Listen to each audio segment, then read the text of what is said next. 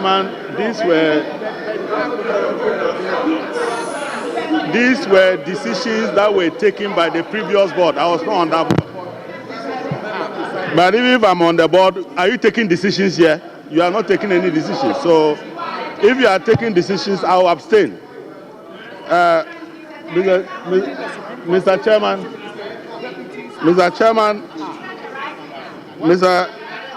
I wasn't a director when transactions were made. I'm speaking in that capacity. Mr. Chairman, paragraph 7. Honorable Adongo, just hold it. I recognize the minority leader.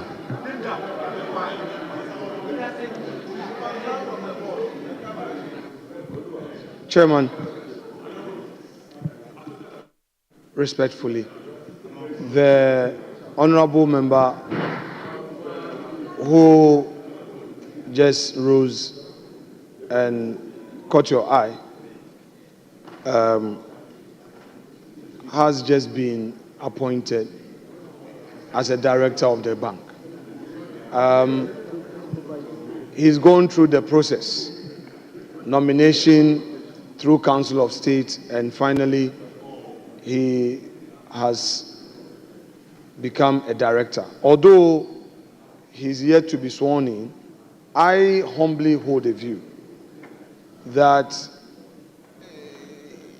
he can pass on his concerns to some other member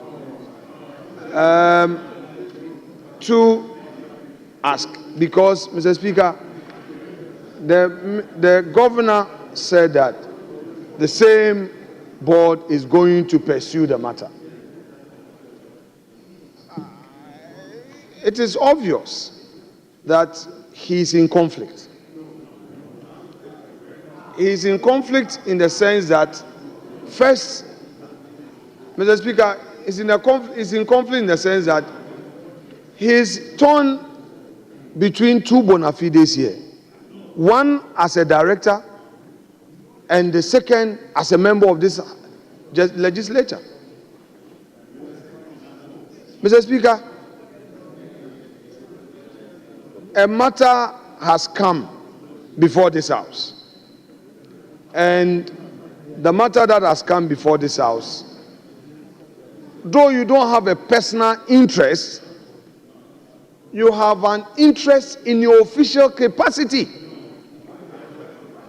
That is, as part of your functions, the governor has indicated that you are going to undertake certain activities. I do not think that it would be appropriate in the circumstances to now proceed to be asking questions on the very matter that you are going to peruse in your capacity as a director of the bank. Mr. Speaker, I've just made my submission. It's for you to rule upon it. Honourable members, guided by the decision of the Supreme Court in the case of Justice Abdullah versus Attorney General Adongo, you have the floor. Ask your question. Thank you very much, thank you very much, Chairman. Chairman, thank you very much for the protection. In 2020, I was not a board member, and these transactions were done from 2020. Even now, I only disclose my interest and not take a decision. Please proceed to ask. That's all I do. Proceed. Anyway, Mr. Chairman, the board under paragraph 7 indicated that the original estimated contract sum, or the engineer's estimate, put the contract at $100 million. In their own wisdom, they revised this to 81 million before the tender. Then a tender is received which is 50% above the estimated figure given to us by our engineers. Our engineers, having compiled all the bill of quantities, think that it will cost us 80 million to build this facility. We are now looking for a contractor, and the contractor comes to tell us that he will construct it at a figure 50% above what our engineers are saying. And we went ahead and approved it. It didn't end there. Now we are dealing with 261, and this was being done at the time of COVID-19. Ghanaians were being asked to pay COVID levy. And you then went and signed a contract which is 250% above your estimates. My question is, was it that the Bank of Ghana was living without limitation? Whereas everybody was tightening their belt, Bank of Ghana had a lot of money to just be spending. But Chairman, can they tell us the second lowest or the lowest bidder per the evaluation report? There were other bidders. What were they saying? Were they also quoting 121 billion? Yeah. Can they tell us what the other bidders were willing to construct the property for, and for which they were ignored, and we went for 121 million? And then now we are Can they tell us what the other bidders were telling us? And then two,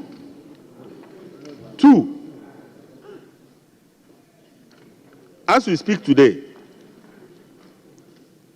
it's been 5 years. We still don't have a value for money audit. We don't have a value for money. If they have it, they should submit it. We are now going to determine value for money for a project whose cost has been increased almost every now and then. So why is it that we didn't have value for money when it became clear to us?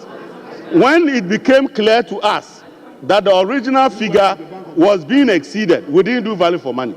We kept doing that until now. Why was there no value for money up to this point? Then, Mr. Chairman, I want to find out.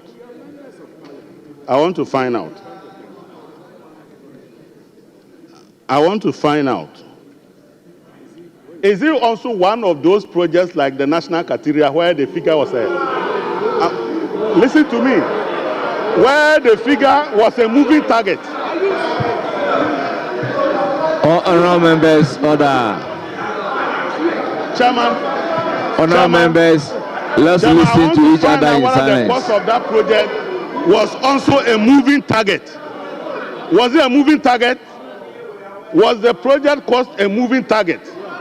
Said that it could just be going up and up and up and up without an idea where it will end?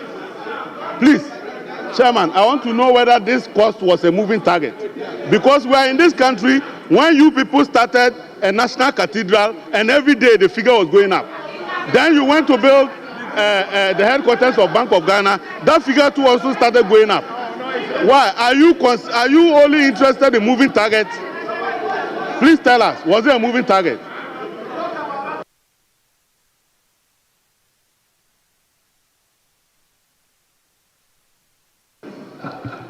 Honourable members, Honourable Adongo, you shouldn't have added the issue of cathedral. Okay. Chairman, I agree with you. I am not adding national, but I want to know. Let that be. I want to know whether this project, Honourable Brana Champo, the cost of this project was a moving target and never ended. Yes. I want to know that. Honourable Brana Champo, you have the floor. Thank you, Mr. Speaker. Mr. Speaker, the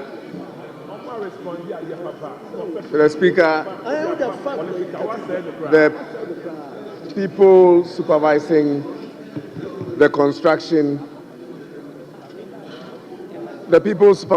construction of the Bank of Ghana building are not the people on this side. The people on this side are the ones supervising the construction of the Bank of Ghana building.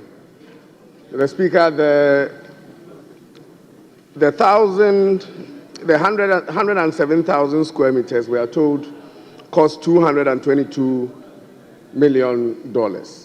And it came to, per square meter, about 2,068. They also quoted a tax element of $42 million. My question is the tax is a 222 million inclusive of the tax of 42 million? If it is, then the actual construction cost will be $1,600 per square meter, which will be far, far, far, far, far lower than the recommended construction cost for such buildings in Africa. That is, if the 222 million is inclusive, the tax of 42 million is inclusive, then the cost will be far cheaper. But Mr. Speaker, when we talk about building a Bank of Ghana structure, where a central bank structure for that matter, we are not talking about building a Ministry of Agriculture head office or an NHIS head office. We are talking about the Central Bank of Ghana. Mr. Speaker, I can assure you that the cost of construction, we can relate it to the African continent, the world market price of per square meter. But the security architecture, the implications of it alone can also be more expensive than the building itself. Yeah, you're right. If we are building a serious central bank infrastructure, what goes into it for security can be more expensive than the brick and mortar. So my question is, Mr. Speaker,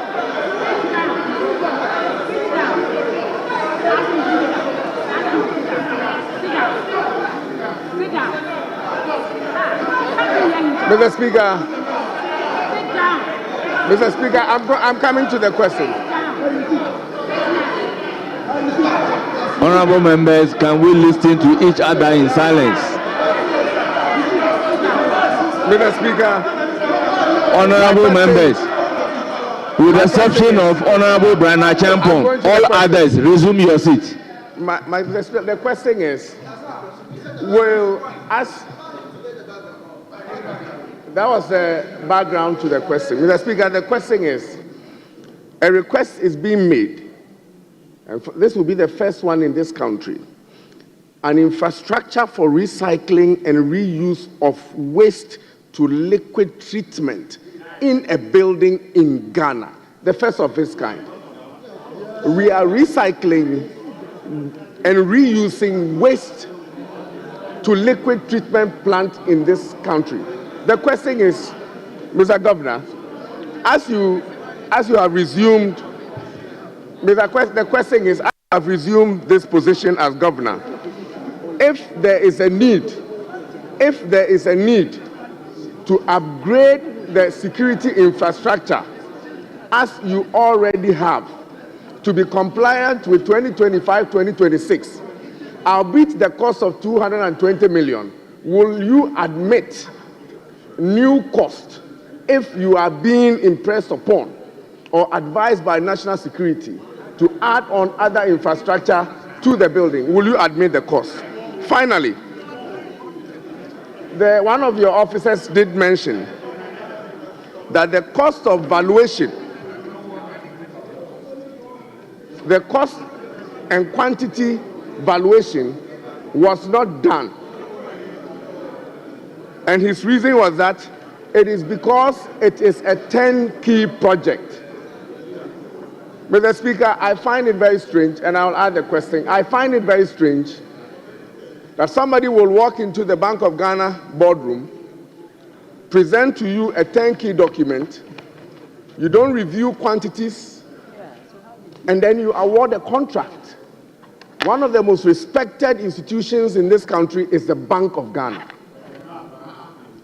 The people there are highly respected, and it will surprise me. And Mr. Governor, I don't believe that a document was presented to you, quantities were not evaluated, and the Bank of Ghana accepted the bid and awarded a contract. I want a verification of that and a validation of that statement. Thank you. Honorable Richard Achampong. Mr. Chairman, thank you very much.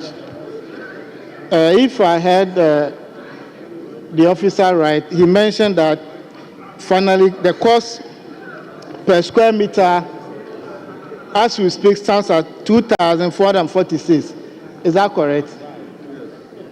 2,446, which excludes the cost of the land. So if you tell us that it's lower than the market value, are you being fair to us?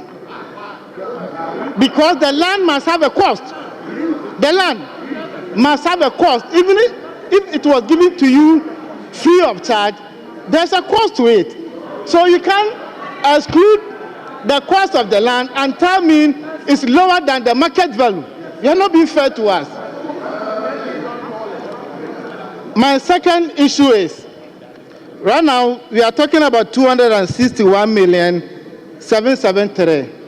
Can you share with us the current value, market value of this project? Assume you are selling the project today. Today.